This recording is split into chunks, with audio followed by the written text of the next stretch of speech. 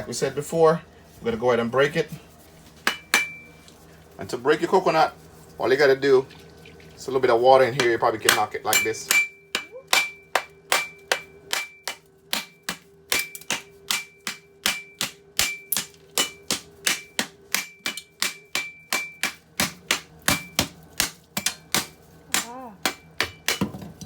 There we go.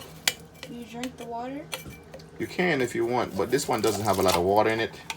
So it's gonna break it. All we need is coconut milk. Guys, here's our coconut. I use it to make a coconut milk. Just gonna put it in here, cut it up in the blender, and then we're gonna add a little water to it, and then we're gonna just go ahead and blend it and make the coconut milk. Okay guys, we have 2 cups of water here, 16 ounces of water. We go ahead and pour 16 ounces of water on top of the coconut. And we're gonna go ahead and put the lid on, and we're gonna crush this. And then we're gonna liquefy it. First we chop it first.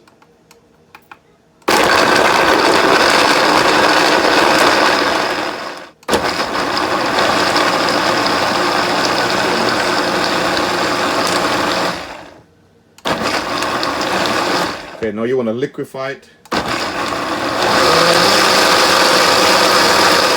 Our coconut milk is finished blend. We're gonna put it into, strain it.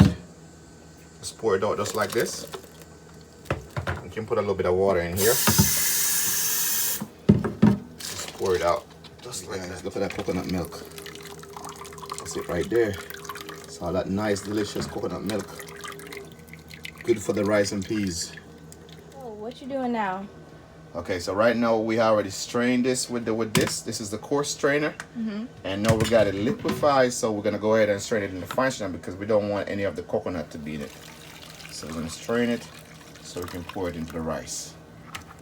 So this is the remainder, the residue from the coconut. Now this is properly strained. Okay, guys. So we're gonna go ahead and take our rice pot. I mean our peas pot. I'm gonna pour it out in here.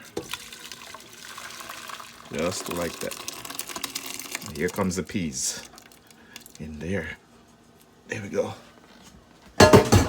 Now we're gonna take coconut milk and we're gonna add our coconut milk in there. But first we'll make sure so we have enough water. Okay guys, now you're gonna take your coconut milk and you're gonna pour it into your rice and your peas. Like that. Give it that nice coconut milk color.